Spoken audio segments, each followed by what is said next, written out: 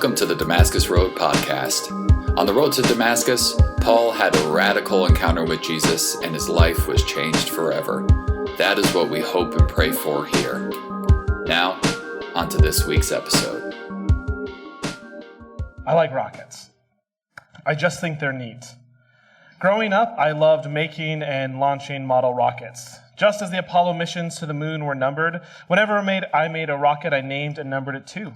The first rocket was the Spotted Cow 1, and I think I eventually made it somewhere to like Spotted Cow 15.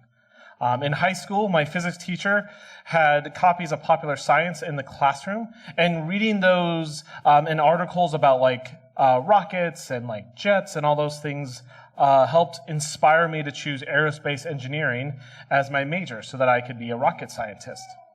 And even though I have since done absolutely zero engineering since finishing my degree 13 years ago, I still think rockets are neat. Now, no model rocket compares to a real space rocket. You see this massive structure sitting there on a launch pad. It looks like a building, not a vehicle. It doesn't seem like it should get off the ground. But imagine with me, not just seeing a rocket, Imagine not just seeing the rocket sitting there on the launch pad, but sitting in the cockpit. You know, we have our special suit and helmet on, and right now it's weighing us down, but soon we'll be weightless. We strap into the harness, and we get locked into our seats, and then we wait. There's not much for us to do but stare into the blue abyss above us. Then the countdown starts, as we hear a voice from Mission Control count 10, 9, 8. Smoke starts to billow out below us. The engines start to roar. Flames erupt, and slowly the rocket starts to defy gravity and lift us off the ground. As it picks up speed, it rises farther and farther straight up. We are pressed back into our seats, feeling the force of our own weight triple. Those below watch the rocket rise higher and higher until it disappears in the distance. As we ride the rocket, we push past the clouds and we break through the atmosphere. The sky disappears and nothing but stars and space is before us. The reward for all that scale and effort is weightlessness. It's freedom and escape. Our rocket has left behind everything we've ever known. Throughout human history, we've looked into the night sky filled with tiny lights and incomprehensible mystery, and we have called it the heavens. Our rocket has reached space, and if it's on the right trajectory, it goes far beyond. We can go on and to discover new things. We can walk in new places and experience things only the God who hung the stars in the night sky has before as we reach new heights into the heavens. To me, this is something spectacular to imagine. I get a shiver down my spine. But I know probably many of you don't find rockets or space as cool as I do. You would never want to ride in a rocket, and in fact, the idea of space is probably terrifying to you. You'd much rather keep your feet on the ground. So maybe you don't dream of space, but I think we all have some idea of the heavens we hope to reach. We have an idea of the good life, and we hope to get there. We hope to become a certain person, live a certain life, or accomplish certain goals. What do you want? Do you want to do something with purpose, to have an occupation that gives your life meaning? You hope to get paid to do something you love. Do you want to marry the person of your dreams, to be a good and faithful spouse? Do you want to be a parent, to love and raise your children as your parents did, or maybe better than your parents did? You want to pass the world on to the next generation and give them something beautiful. Do you just want to be free of your depression and anxiety, to be able to put your hope in God and let go of your worry and shame? Do you want to be free of your addiction, your struggles? Do you just want to walk daily with Jesus? I think one way or another, we all have our hearts set on the heavens. And maybe a rocket is not what's going to get us there. But something we can learn from thinking about rockets is they show us what it takes to break free of gravity. We all experience gravity every moment of our lives as it holds us down on the ground. At the same time, we're all able to overcome gravity simply by jumping, and we can have that brief moment of weightlessness at the top of our jump. Of course, gravity then just brings us right back down again. It's easy for us to take gravity for granted. We don't have to think about it to experience it, we just do. And at the same time, we don't really know what causes gravity. Like, scientists can't really say why we're just naturally pulled towards the earth. And technically, gravity is one of the weaker forces of the universe. Like, if you hold two magnets apart, you can feel those pulling together through magnetic force. And technically, everything has its own gravity. But we don't feel the force of gravity pulling two things together unless one of those things is massive like a planet. So it is a weak force, but even then, it still takes a massive rocket to break free of Earth's gravity and make it to space. Put it this way. Escape velocity describes the speed that we need to go to escape from a planet's gravity and to make it into space. If you don't hit this speed, then you'll just come back down to the planet and go nowhere. On Earth, the escape velocity is over 25,000 miles per hour. That's over 300 times the speed limit on I-10. And when we have our hearts set on the heavens, gravity holds us back. We must break free, but that's easier said than done. And as we consider our own hopes and dreams and desires, there's something holding us back too. Maybe you're a new Christian, just starting your walk with God. You have heard the gospel message. You've embraced the good news. You've accepted the forgiveness of Jesus. You've just been baptized. Your new life should begin. You should feel free to live with Jesus. Not because of anything you have done, but because of him. This is the grace of God, yet you're still struggling to break free of the life you used to live. What's going on? Or maybe you've been a Christian for many years. You've been faithful in your walk with God. You've worked through your doubts. You've come through the other side stronger than ever. But you've been trying for a long time to follow Jesus' way, and you don't understand why you're having such a hard time. And maybe you're still not even sure what you think about God, but you're here today because you are trying to find something better. Welcome. Thank you for being here with us. Just as it is incredibly difficult to break free from the gravity of earth, it's also incredibly difficult to break free of the gravity of sin, of our patterns of selfishness, fear, addiction, all that separates us from God and from others. We are fallen beings. And to be very clear, we are forgiven of our sins freely by Jesus, who died on the cross and rose again, conquering death so that we may experience life with him. By grace, we are free, and there's nothing we can do to earn it. Through Christ, we are given new identities as beloved sons and daughters of God. And yet, I keep sinning. I keep doing what I know is wrong. God tells me I have a new identity, but I still feel like I'm nothing but a sinner. What's holding you back? Are you struggling to break free from your sin? Do you have a problem, some activity, something like drinking, eating, spending money, gambling, watching porn, destructive relationships, promiscuity, lying, hoarding, cheating, judging, gossiping, compulsive TikToking, any behavior that betrays what you know is what is good, what is true from God, that you are struggling to stop? If the answer for you is no, I don't have anything, then cool, awesome, congratulations. I encourage you to use all the time you have in your hands now to help the rest of us who are less fortunate, and just use your time to save the planet and serve its people. But if the answer instead is yes, then don't worry, you're in good company. You, like the rest of us, are affected by the same force of gravity that keeps pulling us down. And we are all struggling to break free. And some good news. I'm a rocket scientist. Better news. With God, we just may be able to hit escape velocity. So as we dive in, first a little bit of rocket science.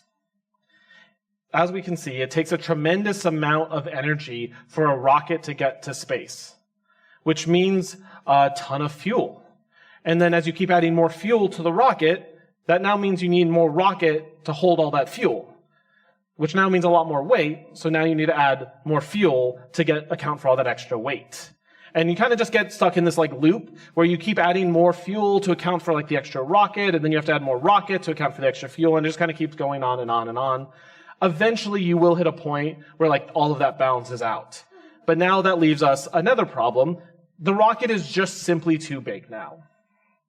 So engineers have to find a solution. And the solution to this problem is staging.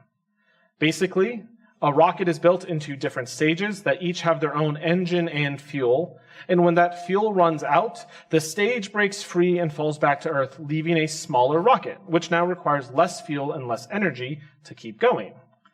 The engine in the next stage then ignites as the rocket casts off dead weight. Now, the ideal number of stages for a rocket going into like deep space is 3. And that's just kind of how the math works out, because beyond 3, like it's diminishing returns and things start getting really complicated and not worth it. More can go wrong.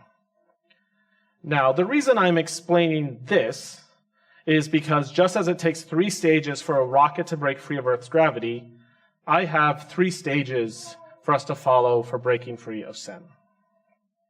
Now, the first stage is admitting the problem. Now, that seems simple, but nothing can be done without an accurate and honest understanding of the problem in front of us. We can't build a rocket without acknowledging how significant the problem of gravity is. If we think the problem is small, then we will think small. We may think it shouldn't take such a big rocket. It should be cheaper. It should be simpler to do. But engineers don't overdo it. I have 3 engineers right in front of me. If any of them want to object, they can. But engineers, one of the basic principles of engineering is to keep it simple. You figure out the bare minimum, and you don't over-engineer it. If we could get to space with a slingshot, we would. But when engineers and scientists do the math, they add it all up, and they realize that overcoming gravity is no simple feat.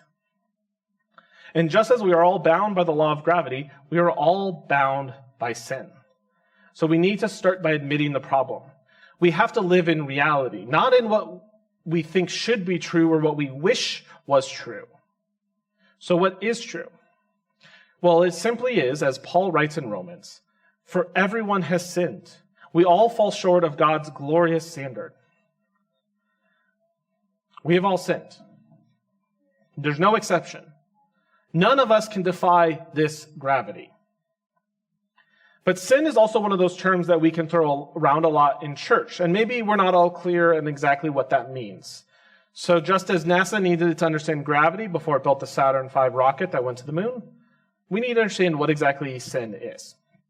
And one of the terms we'll find in the Bible to talk about sin is the word flesh. And I think exploring flesh here will help us understand sin. For example, here in Romans 7, we can read, "For while we were living in the flesh, our sinful passions aroused by the law were at work in our members to bear fruit for death." If you were here last week, you heard Derek talking about choosing to allow our flesh or our spirit to lead us. Now, does the use of flesh like this, does this mean that we should be worried about our physical bodies? No, not really. The Greek word that Paul is using that is often translated as flesh is sarx. And just like a lot of English and ancient Greek words, it can mean a number of different things. And we can find it translated to mean a couple of different things throughout the Bible. But here in this passage, Paul is using it to describe our human nature. It's like our flesh. It's like what we can't remove from us. It's a part of us. And in this case, it's especially talking about that like limitedness, the weakness of our human nature that sets us apart from God. And this is in contrast with the divine nature of God, or the Spirit. Though again, like I want us to be careful. We're not I don't want us to understand this as like a sort of binary where like we have the physical world where like our bodies and everything that's material is all bad on one hand, and then we have the spiritual world, which would include like a separate like soul of ours. And that's good. That's not what this means, because we are both bodies and souls. We are our bodies. We are our souls. Those things are one, and they cannot be separated. So even though like flesh can mean sin, the fact that the Bible is using the term flesh does not mean that there's nothing good that dwells in our literal physical bodies. I mean, Jesus took on flesh. He became human. He had a body, and it was good. Rather, in these verses, flesh is our humanness in its sinful, corrupted, broken state. When Paul writes about the thorn in his flesh in 2 Corinthians, we understand that he isn't telling us about a splinter, but instead that he is human and he is struggling with his sinful nature. And here's the thing I've learned about sin over the years. Sin is not just doing wrong and immoral things. Like, sin is that. Sin is lying when you know you should be telling the truth. It's cheating, when you should be honest. So yes, that is sin. But sin is also more than just that. Sin is our broken nature as human beings. Sin is the reason that, like, a group of people who love and care about one another can try and do the right thing, can try their hardest to do their very best, but people still end up hurt. Sin is the voice in my head that tells me I'm not good enough, that I'm not worth it, and that everyone would just be better off without me. Sin is the desire to numb all the pain in my life so that I stop hurting. Sin is all the ways that I fall short of loving others perfectly, even as I do my very best. Sin is the thorn in our flesh.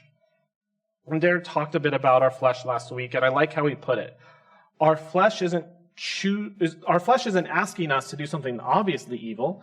It's asking us to choose what feels safer, easier, or more comfortable. We feel the pull to avoid pain, avoid loss, avoid surrender. Sin can almost feel like a weak force, just like gravity. We should be able to overcome it. We should be able to resist it. But all too often, that pull to safety, ease, or comfort is stronger than we are. The pull to take control pulls us under. That quiet voice of shame cannot be silenced. My sin is more than I can overcome. I want to be a good son or daughter, but I just can't do what my parents expect of me. I want to be a good parent, but I can't stop losing my patience with my son.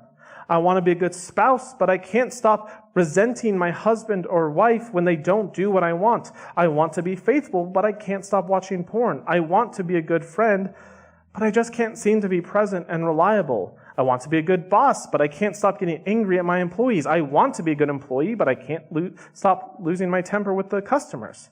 I want to be good with money, but I can't stop my impulses. I want to get off my phone, but I can't stop scrolling. I want to put my faith in God, but I can't stop the worrying and the anxiety that keeps me up at night. I want to trust that God loves me, but I can't stop the intrusive thoughts that say I'll never be enough. I want to do what is right, but I can't. I want to do what is good, but I don't. I don't want to do what is wrong, but I do it anyway. And if that last bit sounds familiar, that's from Scripture. That's what Paul wrote in Romans 7. Because it's not just us. Paul, the great apostle and the evangelist who wrote much of the New Testament, found himself lamenting his own struggle to do the good things he knew he should and wanted to do. And he goes on to write, I have discovered this principle of life, that when I want to do what is right, I inevitably do what is wrong. I love God's law with all of my heart, but there is another power within me that is at war with my mind. And this power makes me a slave to the sin that is still within me. And I can relate. Too often, I know what I'm doing is wrong. I know it will not lead to what I want most, a flourishing life with God and others. I know it will instead hurt those that I love the most. I know what I should do. I know what is good to do. Yet I still do the wrong thing. I must admit the truth. That is, despite all appearances, I am not fine. Join me admit that. Despite all appearances, I am not fine. We approach stage 1 and we admit the problem, which is, simply put, I can't. I can't fix it. And what is the problem you cannot fix? What is it that you want to do and cannot do? How are you hurting the people you love the most? How are you risking that relationship that matters the most to you? What is pulling you down? What is pulling you away from God rather than leading you towards God? In Alcoholics Anonymous, everybody starts with the admission that I am an alcoholic. And there's no hiding. It's a very powerful and very important step one on the road to recovery. And it's one that we need to take too. Be honest with yourself and reflect on reality. If you believe you could stop or change or resist or fix it any time, but you haven't, then why not? Is it really because you want to keep hurting yourself or your friends or your family? Is it because you want to keep wasting your money or breaking your promises? Is it because you want to stay on the ground or because you can't break free on your own? And that is the first stage. Admit the problem, that I can't fix it. Don't worry if you're feeling hopeless, that's just the first stage. Because hope comes in the next one. Because what do? We move on to the second stage, which is turning to the one who is bigger than the problem. It's only when we understand how much fuel and force that it's going to take to get 3 astronauts and their equipment to the moon that we decide to build a rocket bigger than the Statue of Liberty. Because we know that nothing less will do if we are to hit escape velocity. And in our case, if stage 1 is marked by that phrase, I can't, then stage 2 follows that with, but God can. The Bible is full of this phrase, but God. Time and time again, in the Bible, people make excuses in the face of God. When God comes to them and Abraham says, but I am too old. Moses says, but I am a poor speaker. Jeremiah says, but I am just a child. Peter says, but I already tried that. And God never responds to this by propping them up or sugarcoating it or lowering expectations. God doesn't go no, sure you can, or it's going to be fine. Instead, what we find is this phrase, but God, repeated over and over and over again. John Ortberg teaches us the significance of these words. This 2-word phrase is one of the most important in the scriptures because every time it is used, a new transcendent reality is breaking in to bring healing and hope to the world that would otherwise be trapped in its own inadequacy. This 2-word phrase is one of the most important in the scriptures because every time it is used, a new transcendent reality is breaking in to bring healing and hope to a world that would otherwise be trapped in its own inadequacy. Ever feel unloved? Very rarely will anyone die for a righteous person, but God demonstrates His love for us in this. While we were still sinners, Christ died for us. But God tells us that it isn't about our own inadequacy, it isn't about what we cannot do, but about what God will do. In the face of our sin and struggle, it is an invitation to look beyond ourselves. We are weak, but God is strong. We are frail, but God is eternal. We are limited, but God is not. We cannot overcome our sin, but God can. We cannot get off the ground, but God can. Paul writes about his own but God moment in 2 Corinthians. But God said to me, my grace is sufficient for you, for power is made perfect in weakness. So I will boast all the more gladly of my weaknesses, so that the power of Christ may dwell in me. Therefore I am content with weakness, insults, hardships, persecutions, and calamities for the sake of Christ. For whenever I am weak, then I am strong. Our weakness and limitation frees us from our ideas of what we should be able to do, and instead allows us to be open to the power of Christ to dwell in us. Everyone is inadequate, but God meets us in our weakness. My inadequacy is a daily invitation to turn to God, whose power is greater than my strength. In the second stage, we need to let go of our self-sufficiency and trust that God can do what we cannot. And it doesn't need to be a perfect faith, just good enough faith to get started, good enough faith to try God's way, faith enough to give God a shot.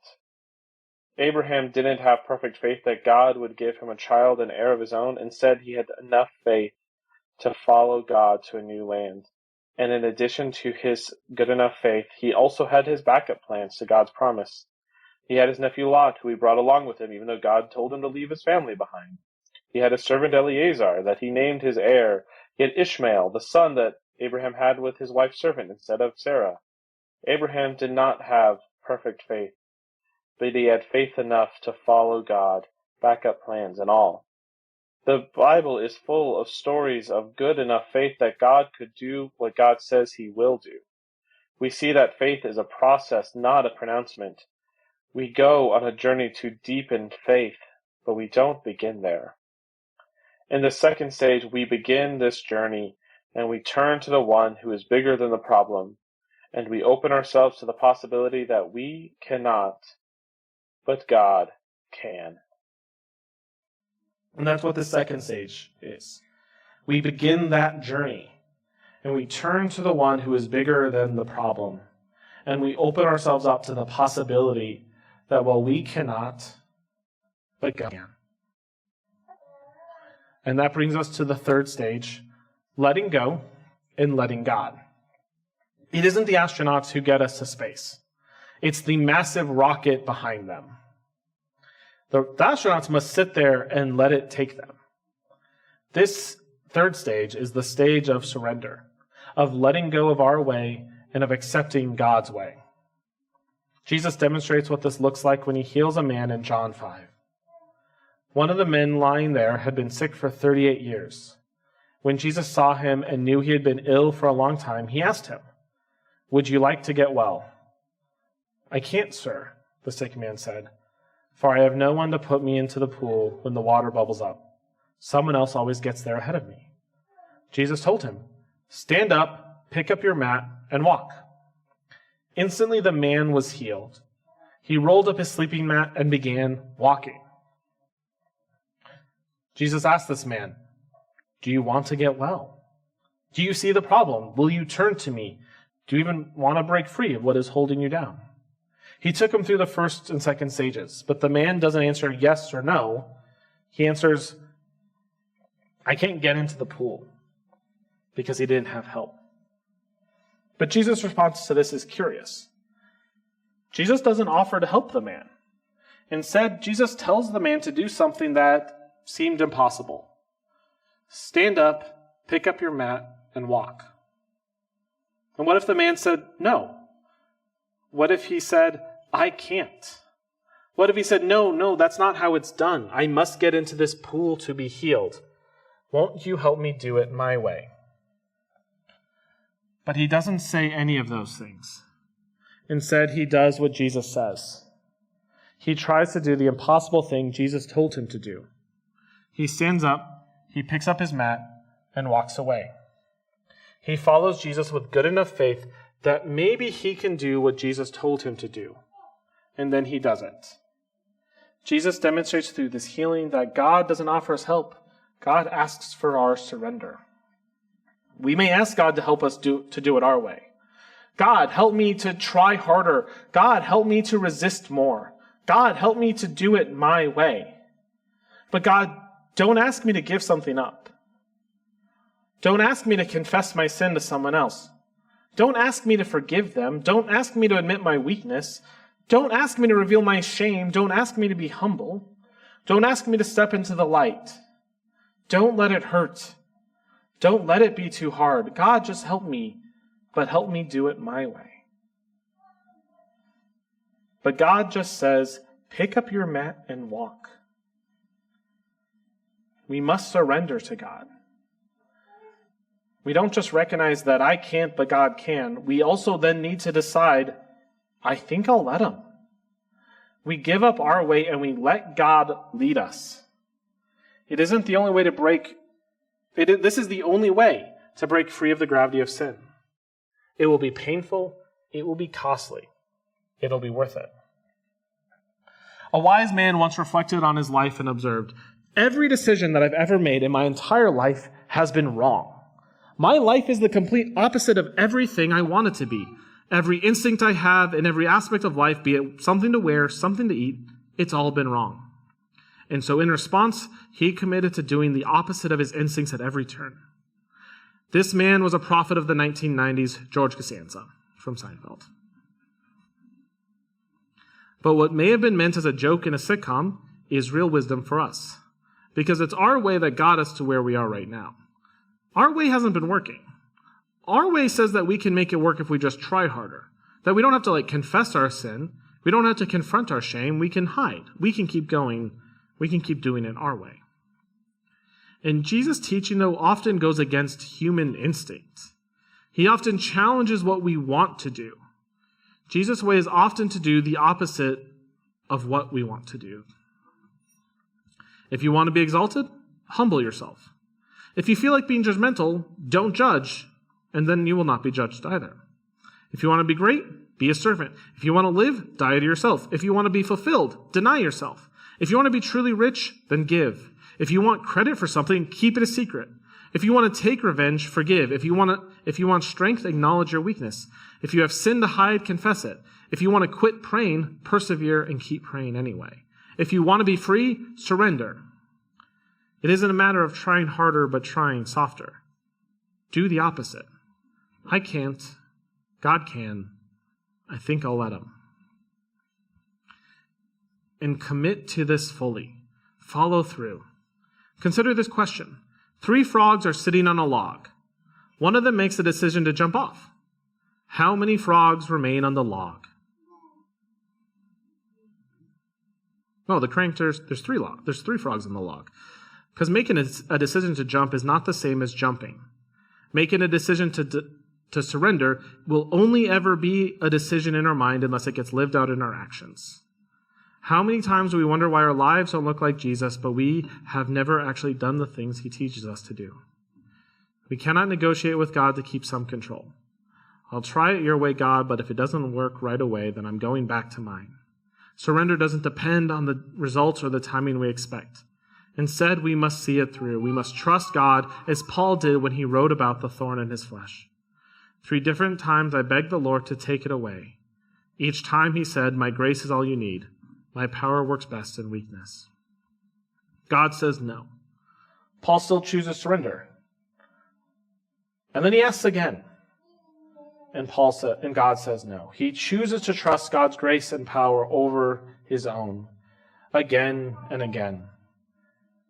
3 times, God says no. And 3 times at least, Paul chooses surrender. Again and again. The astronauts in the rocket must let the rocket take them to space. At that speed and force, they cannot take control. They must trust the rocket. They do nothing. It does everything. And if we are to hit escape velocity, there can be no half measures. We must surrender completely. Take a look at the Saturn V. The rockets that we use to get to the moon. And look at all that is left after the rocket reaches escape velocity and breaks free of gravity. It's the big middle part, you see. That's really just the very tiny tip of the rocket on the side. All of the stages, all 3 stages at this point have fallen away, and all that is left is that command module for the astronauts and the lander that will take them to the moon. Everything else gets left behind. And all that is left is all that matters.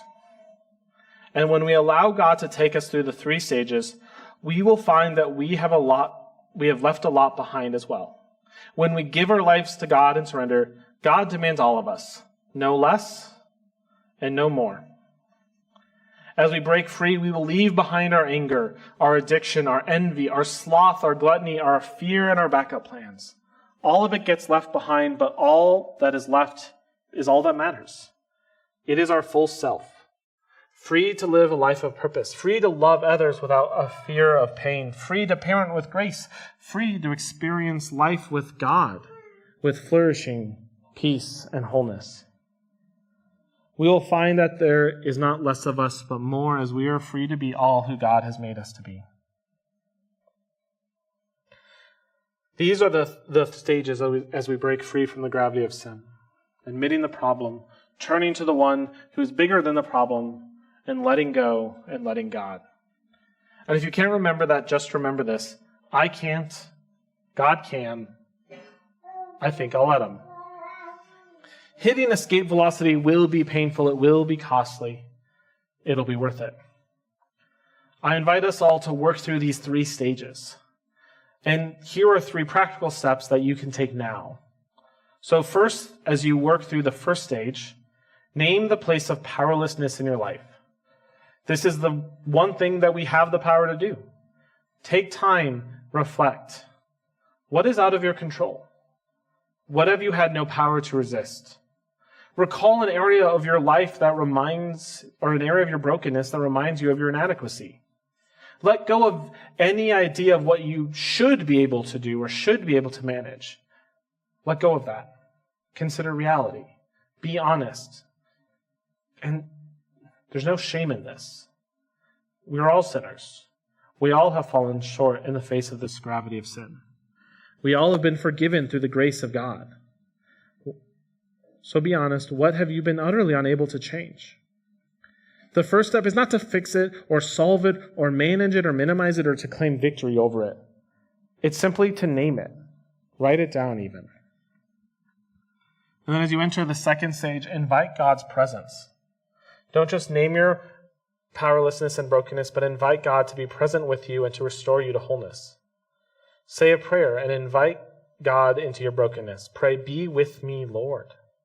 Whenever you fail, whenever you feel anxious, whenever you most feel tempted to pull away and hide your face from God, instead pray this prayer and ask God to interact with you in guidance, inspiration, and love. Brother Lawrence, who spent his life learning to practice the presence of God throughout his day and to teach others to do the same, wrestled deeply with feeling unloved by God. He even had a certain belief that he was eternally damned. He struggled for 10 years before finally, he writes, "I considered the prospect of spending the rest of my days in these troubles, and I discovered this did not diminish the trust I had in God at all." He quit trying to fight this doubt or fear or make it go away, and instead he accepted his powerlessness over it and allowed it to prompt him to invite God's presence into his life. He allowed his weakness to turn his attention to the one who is bigger than the problem. Finally, as you work through the third stage, don't just surrender today, but surrender daily. Surrender is not one and done. We must do it again and again. We think we've surrendered to God, and then we are tested and tempted to go back to our way, so we must choose again to surrender. C.S. Lewis described the challenge we face. The real problem of the Christian life comes where people do not usually look for it. It comes the very moment you wake up each morning. All your wishes and hopes for the day rush at you like wild animals. And the first job each morning consists simply in shoving them all back and listening to that other voice, taking that other point of view, letting the other larger, stronger, quieter life come flowing in. And so on all day. Surrender fully and surrender daily. Again and again. Wake up in the morning and choose surrender. Go to bed and choose surrender. Every day we will have to choose surrender again. Every day we will have the opportunity to choose surrender again. Pray your will be done. And pray that anytime. You can pray it whenever. Pray when you're frustrated in a traffic jam, when you're worried about one of your kids, when you're mad at your spouse, when you're frustrated at work, whenever you feel afraid. In other words, that's just pretty much throughout all the day, isn't it? Just relax your shoulders, open your palms, take a deep breath, turn it over to God and pray, "Your will be done." Each time you find yourself worrying about something you thought you'd given to God, just simply give it back with no self-condemnation. Imagine with me again. The countdown starts. 10, 9, 8. Smoke starts to billow out below. The engine starts to roar. Flames erupt, and slowly the rocket starts to defy gravity and lift off the ground. It picks up speed and rises farther and farther straight up. We are pressed back into our seats, feeling the force of our own weight triple. We ride the rocket, and we feel the first stage disengage. I can't. The next stage kicks into gear and pushes us faster and faster. We push past the clouds and break through the atmosphere. The second stage disengages. God can. The sky disappears and nothing but stars and space is before us. The final stage kicks into gear. I think I'll let him. We break free. We've reached the stars. We are weightless. We have left behind all that we have ever known and all that has ever held us back. Before us are the heavens, and an invitation from God to be truly free. Please pray with me. Dear Jesus, thank you that we have grace. We've received your grace. Thank you for your love. And just help us, though, now with you to break free of our sin. Lord, I ask you to sanctify us, heal us, renew us. Help us live in the reality of what is true, of our sin, of our brokenness, of our struggles. Let go of what should be, what we think should be, and accept what is, and that I can't. And let us turn to you, Lord, and see that you can. In you is our hope, in you is our healing, in you is our strength. Then let us surrender to you, and let you lead us. Let you heal us, Lord. All of this, Lord, we give to you. We pray that we may break free of the sin that holds us down, Lord, to live a life with you. In your holy name I pray. Amen. Thank you for joining the Damascus Road podcast. Our mission is to follow Jesus together by being with God, loving everyone, transforming people, developing leaders, growing new ministries, and changing the world. You can find out more about us online at DamascusRoadTucson.com.